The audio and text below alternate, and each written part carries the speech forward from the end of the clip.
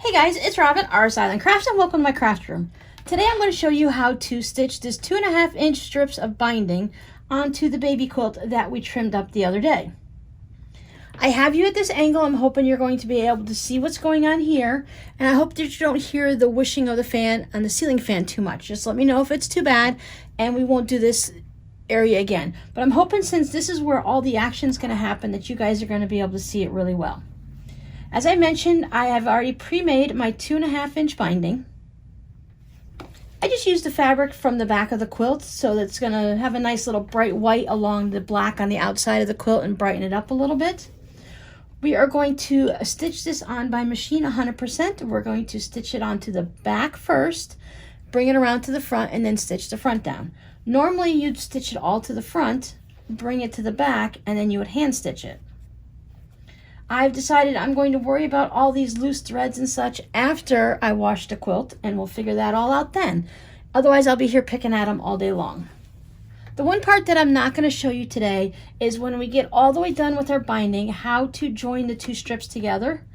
I have been practicing on that. I've gotten much better at that in the last year or so, but I don't feel confident enough to actually give you guys all the details. So I'm going to show you a little trick that I learned on how to get your binding together at the end if you're not knowledgeable and you haven't got enough experience on how to stitch the binding together. Now, at the beginning of my strip, everything is folded over and stitched and everything's all folded over and pressed like this. So what I do is I open it up, and I bring this corner on the side where the fold is, and I bring it down so that the raw edges are meeting. And I bring my edge back down so that everything's lined up nice and neat, and I go ahead and give it a good press. I'm going to open it back up, and about 1/4 inch to 1/2 inch. You want to have a decent, I like to go more towards the 1/2 inch. I'm going to go ahead and trim off this little triangle.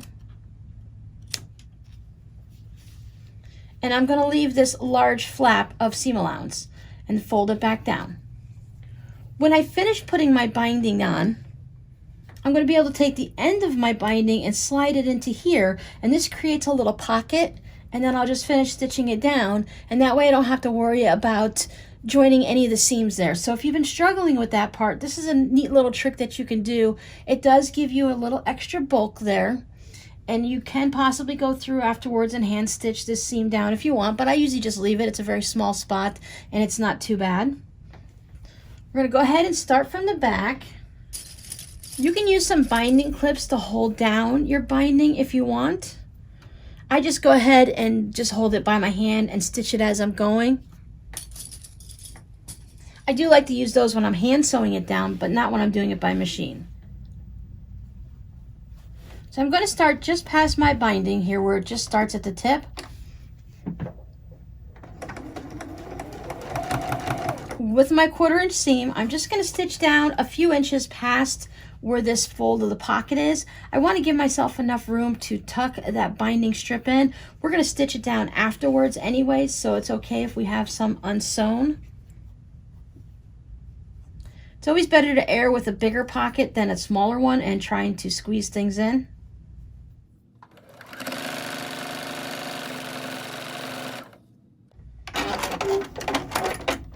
You can use a walking foot if you prefer for this. I never had a walking foot before, so I've always just used my regular presser foot. I'm going to find where I stopped. Go ahead, start a little bit backtracking on where I've already stitched it. Back tack a little, and then I'm going to stitch down to 1/4 inch away from my corner. And we're going to put this binding down the same way we would as if we were putting it on the front and flipping it to the back and hand sewing. We're just going to do it completely on the back. So all the same rules are going to apply. We're going to miter our corners. I know it's a little hard to see the white binding on the white backing, but once we switch it around to the front and press it over and bring it around to the front, that's the part that really gets a little bit more complicated. When it's not complicated, but that's where all the special magic happens when you're machine stitching it down. Right here on the back, we're just going to stitch it down like we would any old quilt binding, and everything will be good. Now, I want to stop 1/4 inch from my corner, so you can measure it. Pop a little pin in it if you want. After a while, your eye is going to know where it is on your presser foot, and you'll just be able to stop automatically.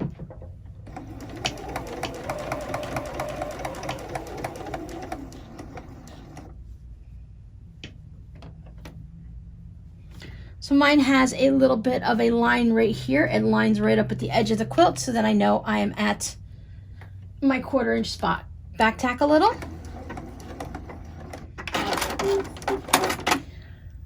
I used to just go ahead and pull it out of the machine and leave that extra bit of thread, but then it always came back and got in the way or something. So now I just go ahead and cut my thread,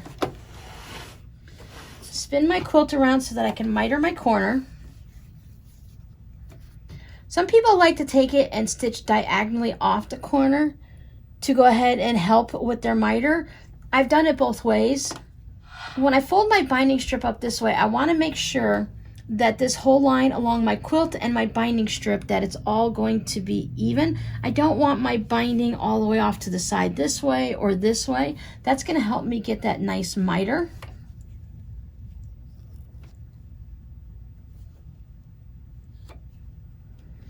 Then I go ahead and finger press my corner and I fold this back down, and I want the fold at the top of my binding to meet up with the raw edge of the quilt. Once again, you could put a pin or a clip in here, and we're going to start stitching right off the edge of the quilt and stitch right onto it, sticking with our 1/4 inch all the way around, of course. We don't have to come down a 1/4 inch or anything like that. We're just going to start right at that raw edge.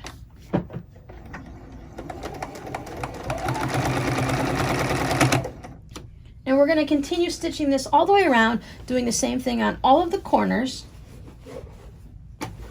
When I get to the next corner, I'll show you one more corner, and then I'll finish it up and show you what we do next.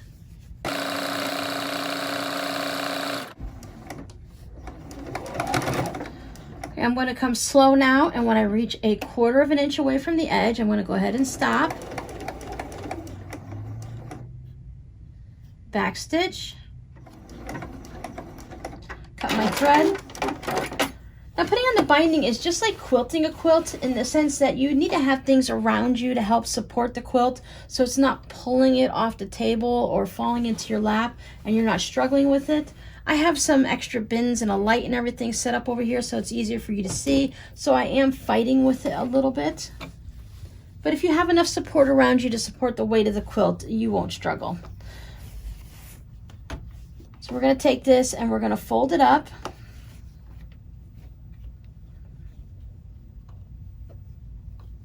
Make sure everything is lined up nicely.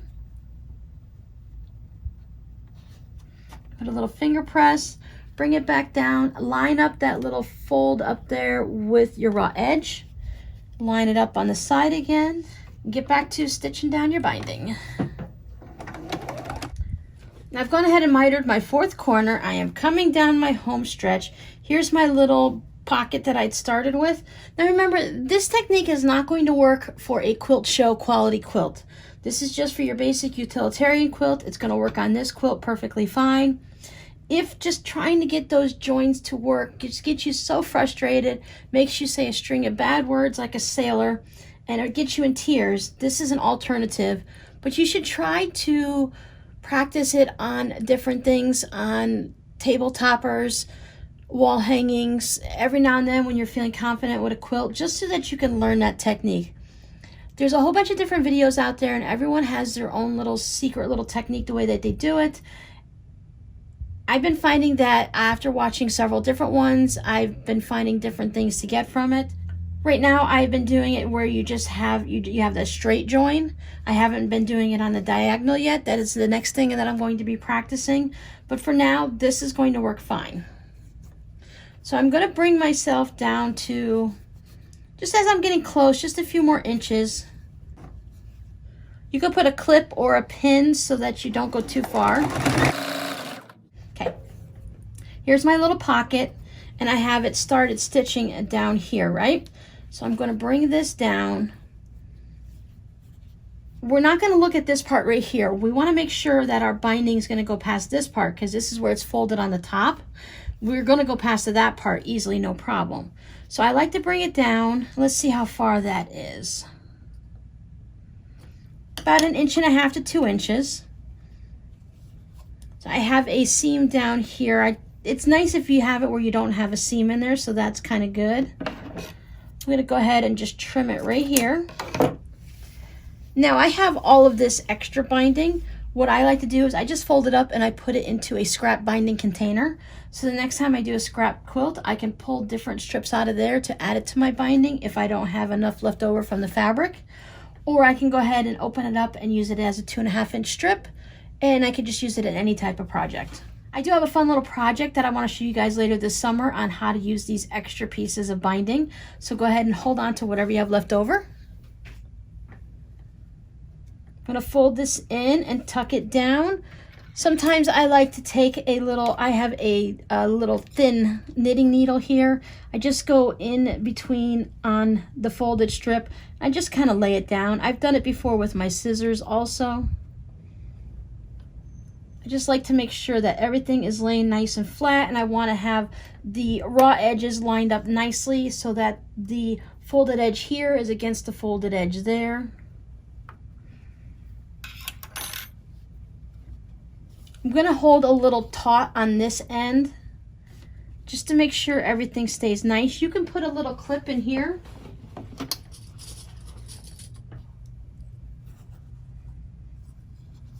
I don't normally clip things, but you can go ahead and add a little clip there. I find that a lot of the times my binding will either get a little shorter or a little longer, so I like it to just, that's why I cut it an extra bit, and I like it to just do what it feels that it needs to do. Okay, I'm going to take this clip out. I'm right here at the fold, so I want to make sure once again everything's in there nice and neat. I'm going to slow stitch till I get over the fold, because I don't want to have that folded crease get flopped anywhere, you know, like when your seams go the wrong way.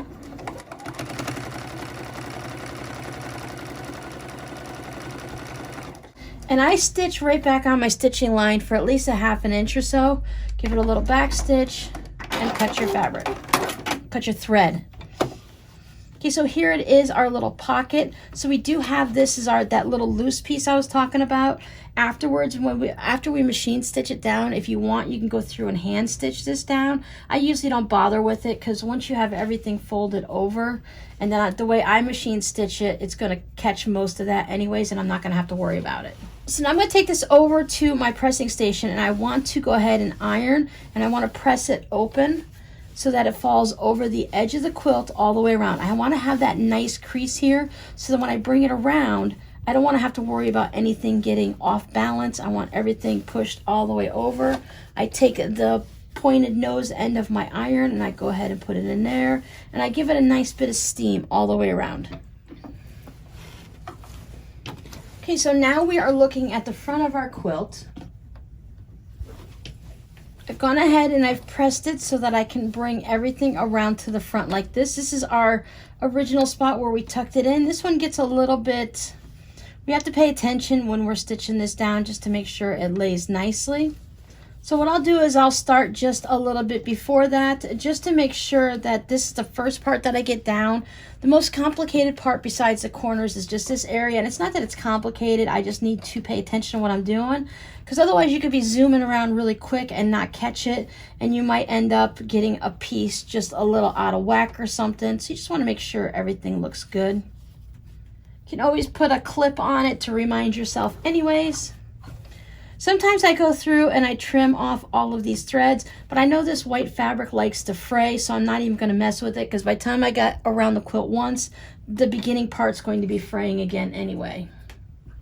Now you have several options here.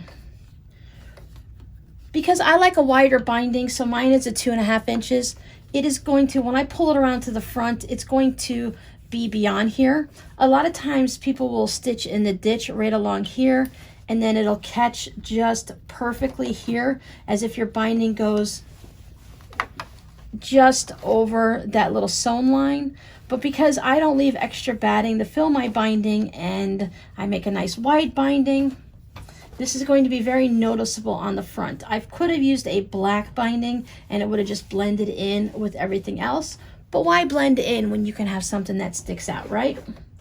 I like to have a bit of contrast. Now speaking of contrast, I'm going to be using white thread. It's going to blend in on this side, but I'm using a stitch that's going to go to both sides. So I'm going to be able to see it on the black and not on the white. And I'm fine with that. I could do it with I could pick out any of these colors, the reds, the pinks, the greens, and blues, and use that. You can use that clear monofilament type thread. I've never had any luck with it, so I don't use that. And then you wouldn't be able to see your stitches at all. You could take a straight stitch about 1/8 of an inch in and just do a straight stitch all the way down. But I'm going to choose one of the stitches on my machines that goes back and forth, similar to a zigzag. You can do a buttonhole or a zigzag. My machine has plenty of stitches to choose from, but I do have a favorite. It's the same one that I use on my fabric postcards.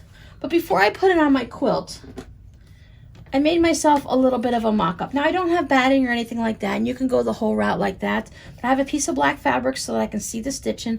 I have another thin piece of fabric that I'm just going to set here. Since this is our binding and this is our quilt, I'm just going to go ahead and give this a test run to see what it looks like.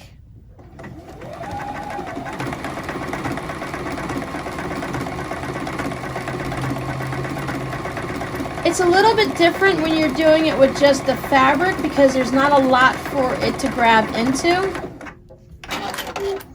So it is nice if you can put a...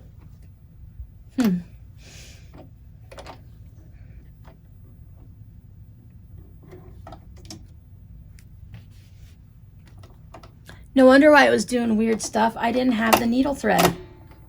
Let's try that again.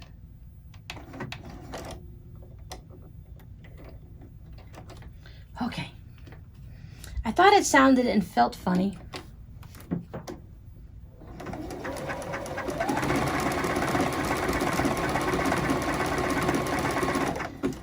I can also fold this piece of fabric over to give it a true binding feel.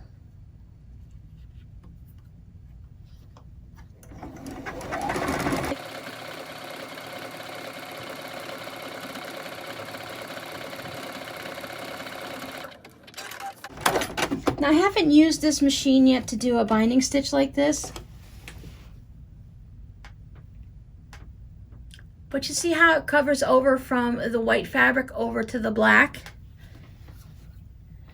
Practicing it on a piece of scrap quilt like this or just the scrap fabrics, it allows me to see where I need to put my needle along the edge to get it even. So I want to have my needle go just barely touching it so that I get the fabric on both sides. That's going to hold my binding down, and it's going to also add a little bit of pizzazz to the quilt, you know, just a little bit of something else for the kids to see. You can actually feel it. Let me see what it looks like if I make it a little bit wider.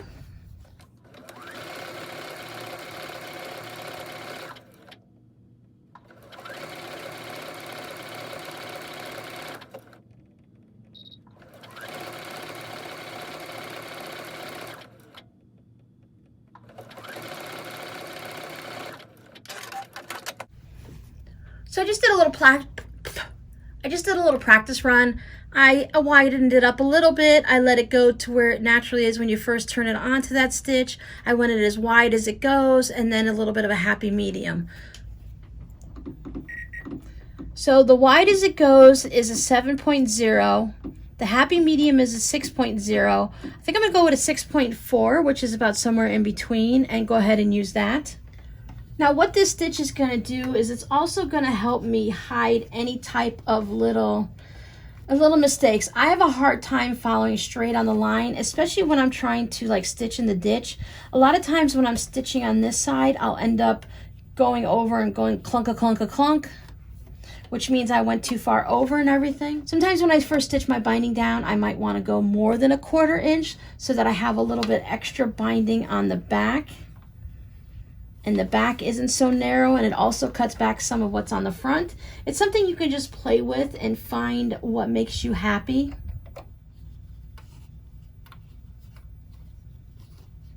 Here we go.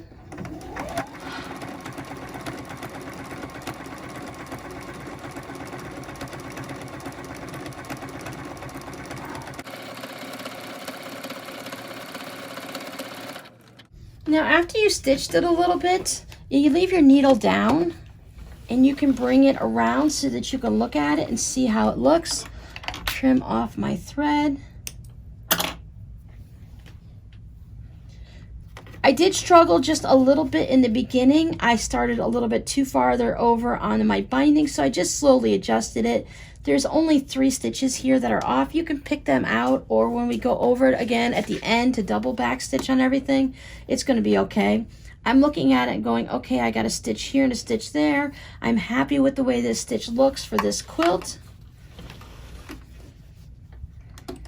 If you need to, slow down the speed a little bit on your machine so it's not going super fast.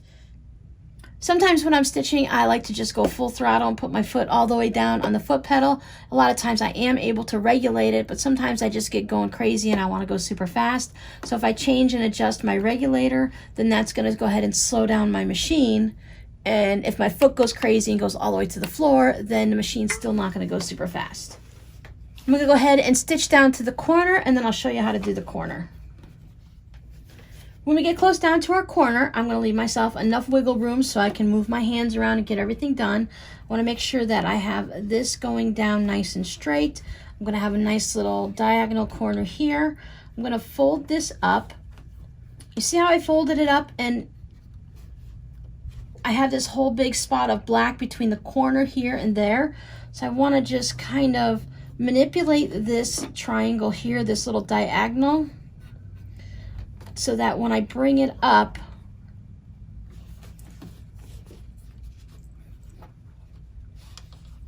then I'm going to have a nice fold here without forcing it up extra. I want to have it to fold where it belongs. I can take this spot right here and just roll it to the outside a little bit so that, okay, now I've gone way too far over. I'm all the way over here. I just manipulate it a little bit with my fingers. Pop a pin in it, pop a clip in it, something to hold it so that when I take a breath and I get ready to stitch and I get everything all where it needs to be,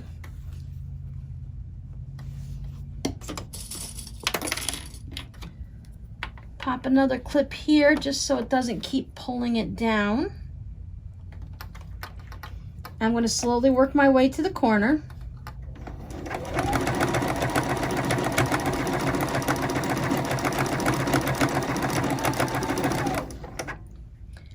I want to stitch all the way up to where that diagonal is. I want to make sure that I'm going past here because I want to hit that spot to where when my needle's left in the down position and I rotate my quilt, I'll be lined up to come right back down here. It's kind of a eyeballing guessing game. It's going to change where you stop depending on the stitch you're using. If you're using just a straight stitch, you can usually stop about just 1 stitch over on the fold, maybe 2. I would do 1 stitch, rotate my quilt, look and see what it looks like. Okay, do another stitch. Okay, perfect. I need to take this out of my way. If you have a stiletto or something like that, I just use my knitting needle. Use what you have, right?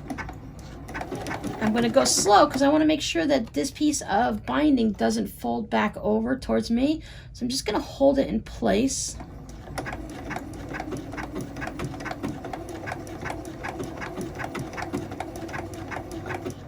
Watch where I'm going. This stitch is a little different because of the way it does the V like this. So I want to stop in the right spot so that when I turn it, it's going to pick it back up and not do some weird stitch. Same thing with the buttonhole stitch. For me, I know as the stitch is coming this way, I want to stop at a downward, not when it's going like this. Spin it around.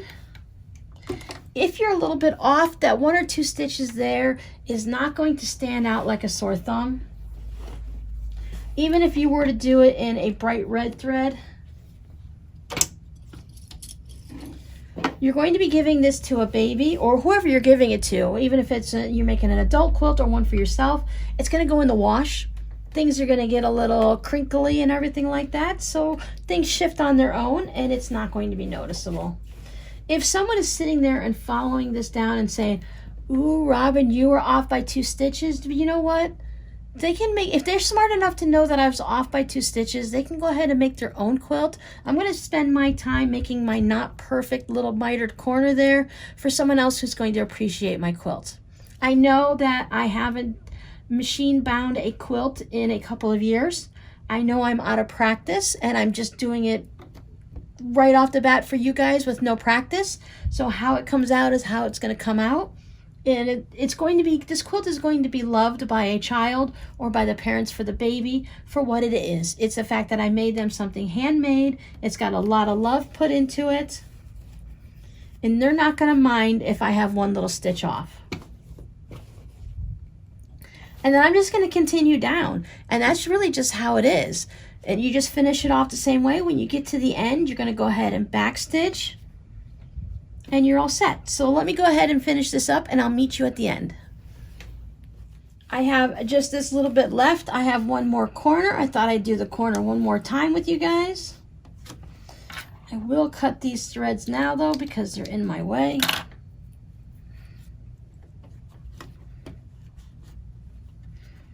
Find a nice little straight line here. Fold this up so that it matches up on that straight line without pulling and pushing and tugging too many directions. Sometimes you just got to make this come a little this way or a little bit this way. Let me move my fingers out of the way, and I folded it up so I have a nice miter there. My little corner here meets right here, so I have everything lined up nicely. I'm gonna go slow.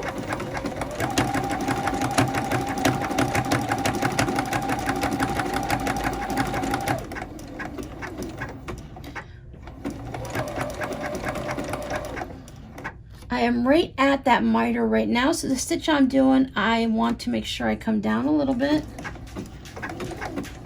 There's the feathers, one more. There's the sides that go that way and that way. Okay, and then I brought my stitch down. So now that's the first long leg coming down this way. And go ahead and turn it.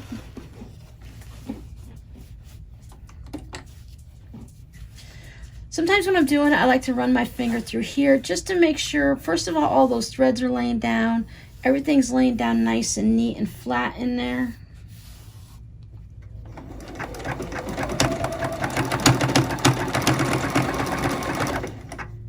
If your stitch isn't going like this and you're using the straight stitch, you can always go backwards a couple stitches when you get to this side just to make sure you're holding that flap down if that's a concern of yours. You can also back stitch. You can turn your quilt around this way and quilt into the corner to hold down that miter. Like when we hand stitch, we hold it down. Some people like to stitch down. When I'm doing the machine stitching, it's fine for me. It's just that little bit is going to stay down nicely through the wash. I've used this many times on projects for myself, like placemats and wall hangings and quilts and stuff that have been washed many times. I haven't had an issue with that, but if it's a concern of yours, you can go back afterwards and stick it down and stitch it down by hand.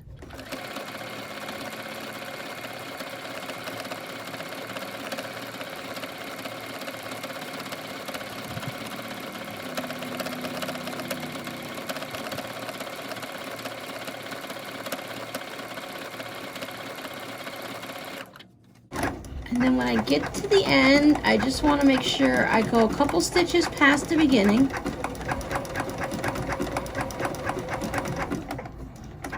Back stitch. Cut my threads.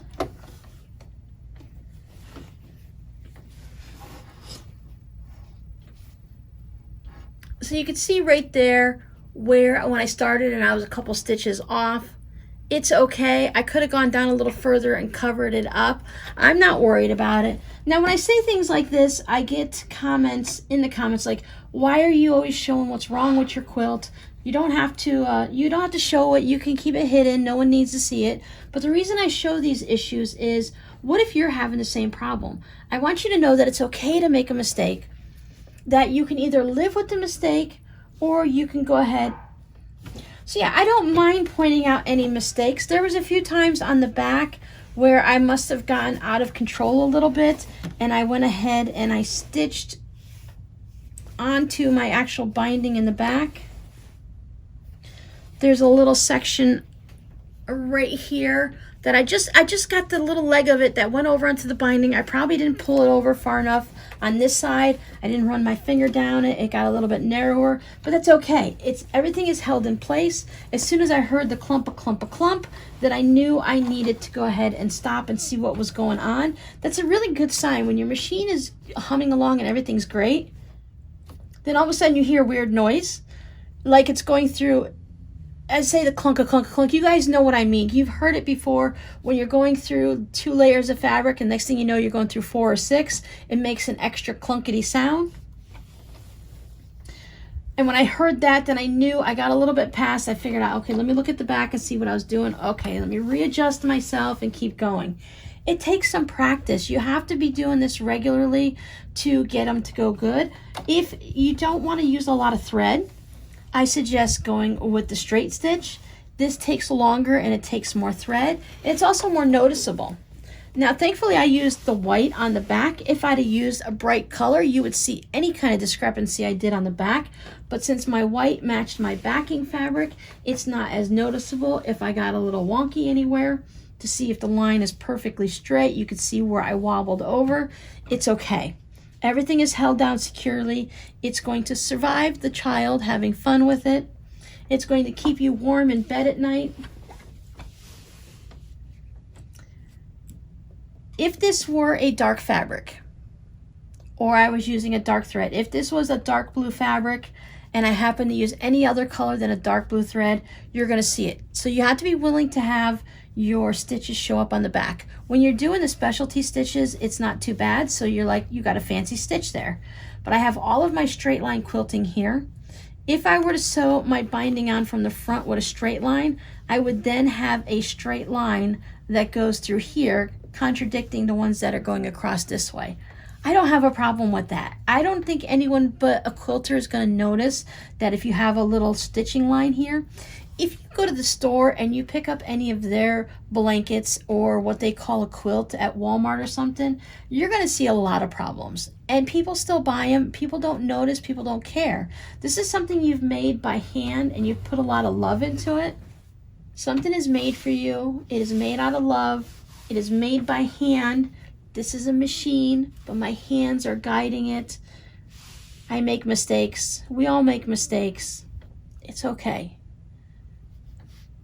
A little wonky quilt is still going to keep a baby warm at night. Is going to let them know someone made it, someone loved them, and they have something fun and colorful to look at. Now this is going to go through the washer. I always wash my quilts before I give them away because I always worried that sometimes when it goes through the wash, it'll show you that one little seam that might have popped that you didn't realize. Something that you missed when you're stitching down the binding. Those things always show up. Plus, who knows, maybe this fabric, I've used this fabric in a lot of projects. I know it's perfectly fine, but maybe when this one goes through the wash, all of a sudden I didn't know it was given to me or something, or I found it at a thrift store and I didn't know how bad it is, and it starts to shred and I can start to see the batting through it. Well, I want that to happen at my house when I wash it and not when I give it to someone, because I know how to fix that problem. They don't. And they're going to go and look at it and like, wow, now they're going to definitely see that mistake and think that, you know, I gave them something cheap, and I don't want to do that. So I like to put it through the washer, make sure everything's good, nothing bleeds. And I also like to give a quilt, I have cotton batting, so I like it to be crinkly. So that's how I like to give my quilts, all crinkly, so that when they put it through the wash and it crinkles up even more and gets nice and snuggly and cozy, everything is soft. That's why I wash my quilts. As I said, I don't do quilt shows or anything like that. I don't do any type of competitions, so I can go ahead and get away with doing those things. So that is how I add my binding in my machine. I happen to chose that little feathery V-stitch this time. Maybe next time I'm going to go ahead and do a straight line stitching. This took an awfully long time to go round and round for a little baby quilt, but I really like the look. I like how it flattens out the binding, and I just like that little bit when the baby's fingers get over there, because you know they always go to the edge. I like that little texture and the extra little design. It is really easy to go ahead and do the corners. So I hope you go ahead and give it a try, whether it's on a placemat or maybe a pot holder. table runner, or go ahead and try it on your next quilt. Now the next time I show you binding, we're going to do it the traditional way. We're going to stitch it to the front, fold it to the back, and we're going to go ahead and hand stitch it down.